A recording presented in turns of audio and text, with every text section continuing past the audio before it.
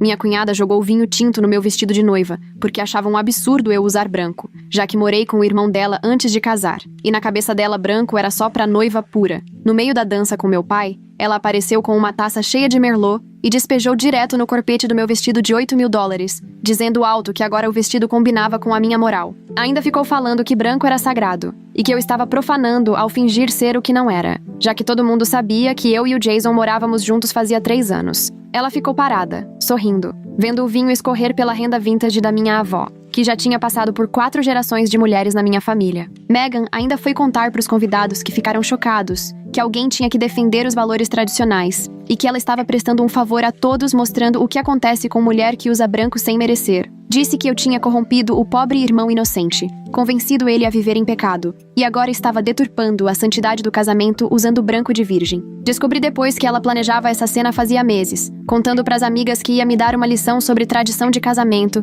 e sobre saber meu lugar como mulher caída. Ela levou 3 garrafas do vinho que mais mancha e ficou praticando o arremesso até acertar a pontaria. O Jason tentou acalmar as coisas, mas a Meghan falou que ele estava iludido e não entendia que eu tinha laçado ele pro casamento, agindo como esposa antes da hora. Disse que mulher de verdade só mora junto depois que casa, e que eu só estava brincando de me fantasiar de noiva com uma cor que não me pertencia. Meu vestido ficou arruinado, e precisei terminar a festa com o vestido de recepção, com todo mundo olhando e cochichando. Meghan passou o resto da noite contando para quem quisesse ouvir que fez o que era certo, e que um dia todos iam agradecer pela coragem de denunciar minha hipocrisia. Foi aí que resolvi que ela precisava descobrir o que é sofrer as consequências de julgar os outros. Comecei pelo apartamento dela todo branco, que ela adorava exibir no blog de decoração. Tudo lá era branco. Móveis, paredes, louça, porque ela dizia que o branco era símbolo do estilo de vida puro e da consciência limpa dela. Numa noite de jantar em família na casa dela, eu, sem querer, derramei molho de cúrcuma no sofá branco, tentando pegar um pão.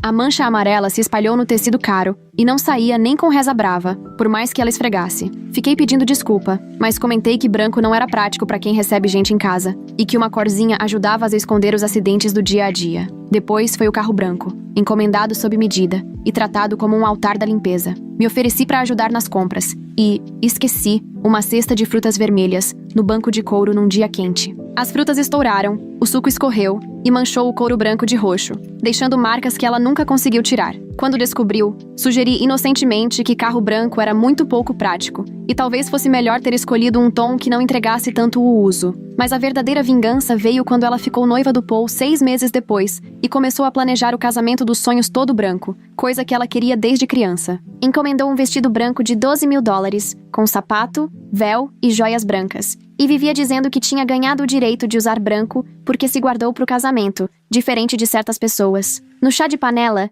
dei de presente uma lingerie branca caríssima pra noite de núpcias, mas antes lavei junto com uma meia vermelha. Quando ela abriu na frente de todo mundo, a lingerie estava rosa e arruinada. Fingi surpresa. Disse que devia ter sido erro da loja, mas todo mundo percebeu o recado das coisas brancas dela sendo manchadas. Na despedida de solteira, combinei com o barman de só servir vinho tinto e garanti que a roupa branca da Meghan fosse respingada várias vezes, sem querer. No fim da noite, a calça, a blusa e o sapato branco dela estavam todos manchados. Fiquei pedindo desculpas e dizendo que branco era difícil para quem levava a vida de verdade, e não só posava pra foto. O ápice foi no casamento dela, quando fui com um vestido exatamente do mesmo branco das madrinhas, só num modelo diferente. Quando perguntavam por que eu estava de branco no casamento dos outros, eu respondia alto que foi a Meghan quem me ensinou que cor de roupa é só tecido e não define caráter de ninguém. Falei que ela tinha mostrado no meu casamento que julgar os outros pela roupa era mais importante do que celebrar o amor. Então eu estava só seguindo o exemplo dela e usando o que eu bem quisesse. Passei a festa toda aparecendo em todas as fotos com meu vestido branco quase igual ao das madrinhas, estragando a paleta de cores e a estética toda que ela tinha sonhado. Todas as fotos do casamento tinham eu de branco, sendo que o combinado era azul marinho. No dia seguinte, acordei sozinha. Percebi que o Jason não tinha voltado para casa. Quando olhei o celular, vi 3 ligações perdidas da Valentina e uma mensagem dizendo que a gente precisava conversar urgente. Meu estômago gelou porque eu já sabia o que vinha, mas estava tão preocupada com minha vitória no casamento que nem pensei nas consequências. Fui até a casa dos Walker achando que ia me explicar e que o Jason ficaria do meu lado como sempre. Mas quando cheguei, a família toda estava sentada na sala me esperando. Valentina estava no sofá do lado do Jason, que nem olhou pra mim. Randolph de braços cruzados perto da lareira, com uma cara de poucos amigos que eu nunca tinha visto. A tia e o tio do Jason também estavam lá, além da avó dele, que tinha vindo pro casamento e ainda não tinha ido embora. Valentina começou dizendo que todo mundo precisava conversar sobre o que aconteceu no casamento da Megan, porque meu comportamento tinha passado dos limites. Eu tentei lembrar o episódio do vinho no meu casamento, mas Randolph me cortou dizendo que todo mundo sabia que a Megan tinha feito errado, mas isso não justificava eu ter sabotado de propósito o grande dia dela. A avó comentou que me viu me posicionando para sair em todas as fotos com o vestido branco, e que era óbvio que fiz tudo para magoar a Megan na frente de todo mundo. O Jason finalmente falou baixinho e cansado, dizendo que tinha pedido para eu não usar branco no casamento. Contei para a família que a gente tinha brigado por semanas por causa disso, que prometi usar o vestido azul marinho, mas acabei indo de branco assim mesmo, como se quisesse dar uma lição na irmã dele. A Valentina me perguntou se eu tinha noção de que estava sendo tão cruel e julgadora quanto a Megan, usando uma festa de família para humilhar alguém diante de todo mundo que ela amava. Tentei me defender. Falei tudo o que a Megan tinha feito comigo nos últimos meses, achando que iam entender meu lado, mas dava para ver a decepção aumentando no rosto de cada um enquanto eu falava. O Jason levantou e disse que não acreditava que eu ainda estava tentando justificar meses de vingança, como se fosse motivo de orgulho. Ele disse que quando me viu sorrindo nas fotos do casamento enquanto arruinava de propósito o dia da irmã dele, começou a questionar com quem ele tinha se casado de verdade. Senti meu rosto queimar de vergonha e falei que ele devia estar do meu lado, mas ele respondeu que estar do meu lado não queria dizer apoiar quando eu estava errada. O Randolph pediu para eu ir embora e deixar eles conversarem em família, e pelo jeito que ele falou, ficou claro que eu já não era mais parte daquela família. Voltei para casa chorando, cheia de raiva, sentindo que todo mundo estava tratando a Megan como vítima, sendo que foi ela quem começou tudo jogando vinho no vestido da minha avó. Fiquei 2 dias sozinha, revivendo aquela conversa na cabeça e tentando me convencer de que eu estava certa. Olhei as fotos do casamento da Megan nas redes sociais. Lá estava eu em todas usando branco. E no começo senti até um certo prazer, mas logo bateu um vazio enorme. As fotos mostravam o Paul olhando para Megan como se ela fosse tudo para ele, mesmo depois do meu plano de sabotagem. E o sorriso dela era sincero, mesmo comigo ali no fundo. A ficha caiu. Todos aqueles meses de vingança não afetaram a felicidade dela com o Paul. Só serviram para eu parecer mesquinha e amarga, para quem realmente importava. No 4º dia, o Jason voltou para casa só para fazer uma mala e disse que ia para casa dos pais até decidir o que queria fazer. Perguntei se ele estava me deixando, e ele disse que não sabia, porque a pessoa que passou meses arquitetando vingança parecia uma estranha para ele. Ele falou que se apaixonou por alguém leve e divertida, não por alguém rancorosa, que fica planejando formas de machucar os outros. Fiquei ali parada, vendo ele arrumar as coisas, querendo pedir desculpa, mas não consegui dizer nada. Depois que ele saiu, sentei na cama e fiquei olhando as fotos do nosso casamento, que tinham acabado de chegar do fotógrafo. As fotos da cerimônia estavam lindas. Meu vestido perfeito. Eu e Jason nos olhando como se não existisse mais nada. Depois vinham as fotos da festa. Meu vestido já manchado de vermelho. Eu com a roupa reserva. Mas o pior era ver a expressão no meu rosto. Não tinha alegria, só mágoa e raiva. Dava pra ver nos meus olhos que eu só pensava em vingança em vez de aproveitar meu próprio casamento. Foi ali que percebi. A Megan estragou minha noite com o vinho. Mas fui eu que deixei aquilo roubar também os 8 meses seguintes da minha vida. A Valentina me ligou, chamou pra tomar um café, e eu quase recusei, achando que ia ouvir mais críticas. Nos encontramos numa cafeteria perto da casa dela. Ela sentou cansada na minha frente e contou que o Jason e a Megan tinham brigado feio depois que eu saí daquela reunião, que ele finalmente enfrentou a irmã por ter jogado vinho no meu vestido. A Megan tentou justificar com aquelas ideias de pureza dela, mas o Jason disse que a obsessão e o julgamento dela tinham causado uma guerra que estava destruindo o casamento dele. A Valentina falou que nunca tinha visto o Jason tão revoltado, dizendo que a irmã estava amarga e se achando superior. Deu uma satisfação saber que o Jason me defendeu, mas aí a Valentina contou que a Megan chorou e admitiu que tinha sido horrível comigo no meu casamento. Ela sabia que jogar vinho foi errado, mas estava tão presa no próprio conceito de pureza e tradição que se convenceu de que estava certa. A Valentina olhou para mim e disse que os 2 filhos tinham se casado com pessoas que conseguiram tirar o pior de cada um nessa confusão toda. Eu admiti que usar branco no casamento da Megan já não era mais só para dar uma lição. Era para ela sentir o mesmo que eu senti quando o vinho da minha avó escorreu pela renda, pequena e julgada. A Valentina disse que entendia minha raiva, mas perguntou se valia mesmo a pena estragar meu próprio casamento, só para sabotar as fotos do casamento da Megan. Ficamos conversando por horas sobre tudo o que aconteceu, e pela primeira vez alguém reconheceu o quanto aquilo tinha me machucado, sem defender a Megan logo de cara. Mas a Valentina também me fez enxergar que eu deixei aquele episódio me definir por meses, Virei alguém que só pensava em vingança, em vez de simplesmente cortar a Megan da minha vida. O Jason aceitou me encontrar num restaurante. Disse que não queria conversar em casa porque estava cheia de más lembranças. Cheguei antes. Fiquei ensaiando o que ia falar. Mas quando ele entrou, cansado, todo o discurso sumiu. Pedi desculpas por ter colocado ele numa situação impossível entre a esposa e a irmã, e por deixar a vingança ser mais importante que a nossa relação. Ele também pediu desculpas por não ter enfrentado a Megan depois do caso do vinho. Reconheceu que tentou evitar o confronto para manter a paz, mas só empurrou o problema com a barriga. Conversamos sobre como os dois erraram, ele fingindo que ia esquecer, e eu me afundando na raiva e na revanche. O Jason falou que ainda me amava, mas precisava saber se eu conseguiria parar de justificar o que fiz e realmente tentar mudar. Falei que queria tentar terapia de casal, porque não queria perder ele por causa do julgamento da Megan e da minha sede de vingança. Ele topou procurar uma terapeuta especializada em conflitos familiares, e saímos do restaurante sem ter resolvido tudo, mas pelo menos conseguindo conversar de verdade pela primeira vez em semanas. Encontramos uma terapeuta chamada Doutora Lawson, experiente em questões familiares. E ela fez perguntas difíceis sobre o que a gente realmente queria daquele casamento. Na primeira sessão, tentei explicar tudo o que a Megan tinha feito comigo, mas a doutora Lawson me cortou e perguntou o que eu tinha feito com a dor além de planejar vingança. O Jason contou como se sentiu preso entre duas pessoas que amava e como me ver de branco no casamento fez ele olhar para mim de outro jeito. A doutora Lawson perguntou se estávamos dispostos a tentar reconstruir a confiança e estabelecer novos limites com a família, e nós dois dissemos que sim, mesmo morrendo de medo. Na terceira sessão, tudo mudou, porque a doutora Lawson me olhou nos olhos e quis saber se o fato de eu ter usado branco no casamento da Megan era por justiça ou se no fundo era só para que ela sentisse a mesma vergonha que eu senti. Fiquei buscando uma resposta certa, mas acabei reconhecendo que, naquele ponto, já não era mais sobre justiça. Eu queria mesmo era que a Megan olhasse para as fotos do casamento dela e sentisse a mesma humilhação que eu sentia vendo as minhas fotos, com o vestido da minha avó manchado de vinho. O doutor Lawson então perguntou se esse momento de vitória valia o risco de perder meu casamento, e tive que admitir que não, porque ver o Jason arrumando as malas doeu muito mais do que tudo que a Megan já tinha feito. Nessa sessão, o Jason pegou minha mão e naquele instante,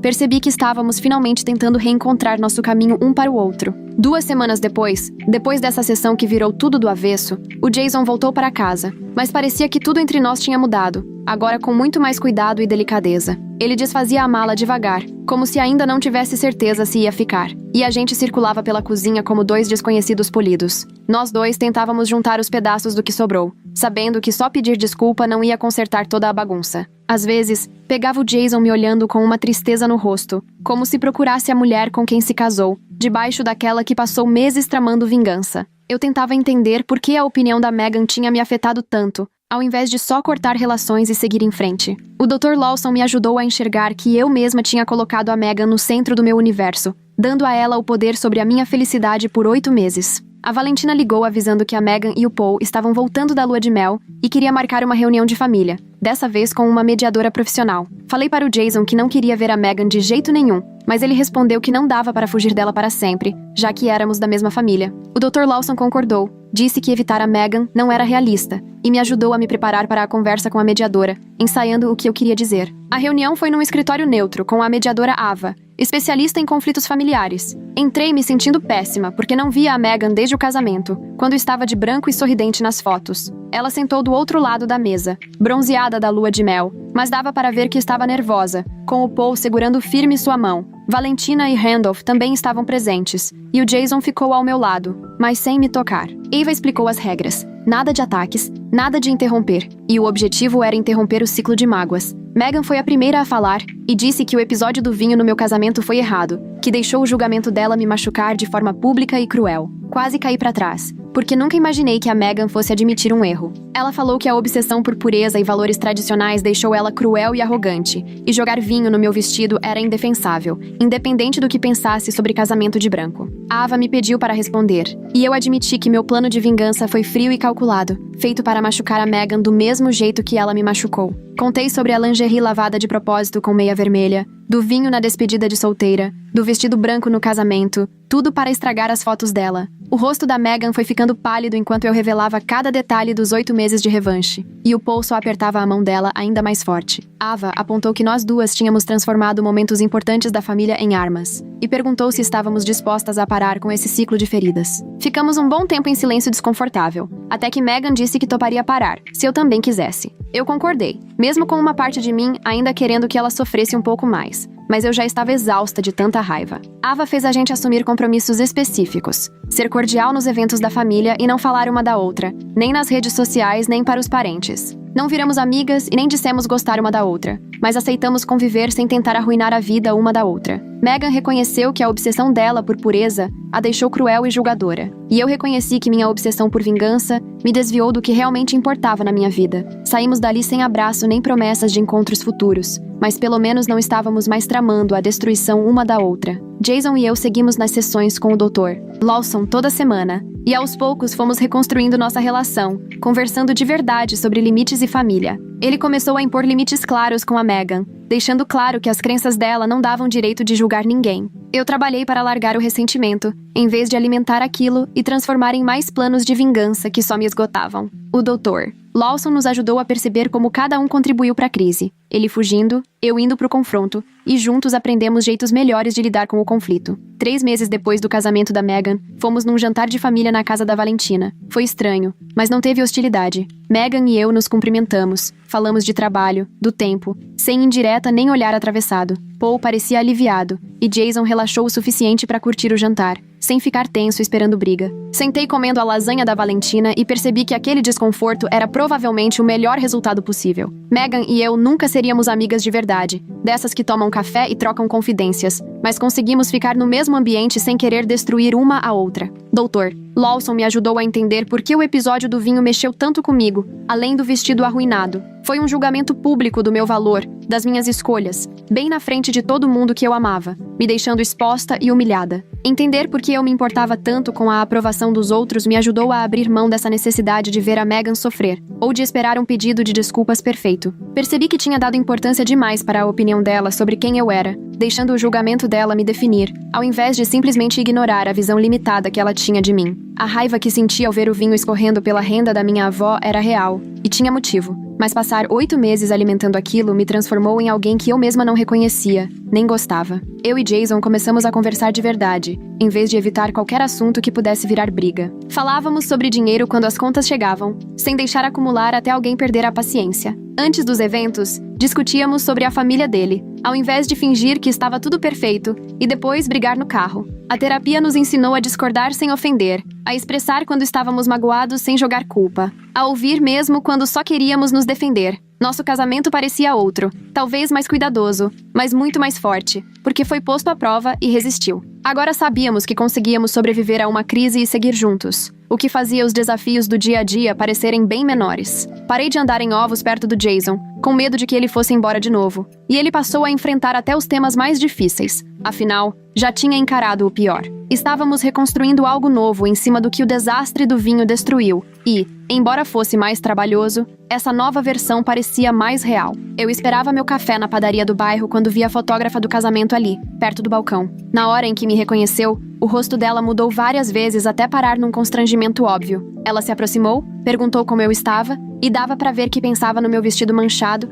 e no caos que ela mesma fotografou. Comentou que ainda tinha todas as fotos da minha festa, mas não entregou porque não sabia se eu queria ver depois de tudo. Disse que deixou tudo salvo, esperando um contato meu, mas como nunca procurei, acabou ficando por isso mesmo. Pedi pra ela me mandar as fotos assim mesmo, porque evitar aquele dia não mudaria os fatos. E eu ainda queria ter as primeiras fotos, com minha família. Ela ficou visivelmente aliviada. Prometeu mandar a galeria completa por e-mail naquela tarde, e ainda quis saber se eu tinha certeza de que queria as fotos da recepção também. Respondi que sim, porque tudo aquilo fazia parte da história, mesmo não sendo algo que eu gostaria de lembrar. Jason chegou em casa naquela noite e me encontrou no sofá, com o notebook aberto vendo as fotos do casamento. Ele sentou do meu lado e começamos pelas imagens da cerimônia, quando meu vestido ainda estava impecável, e éramos só 2 apaixonados dizendo sim. A renda da minha avó estava linda nas fotos, branca e perfeita contrastando com o jardim, e nossos rostos só mostravam felicidade. Vimos as fotos dos votos, do beijo, da saída de mãos dadas. Parecia até que éramos outras pessoas,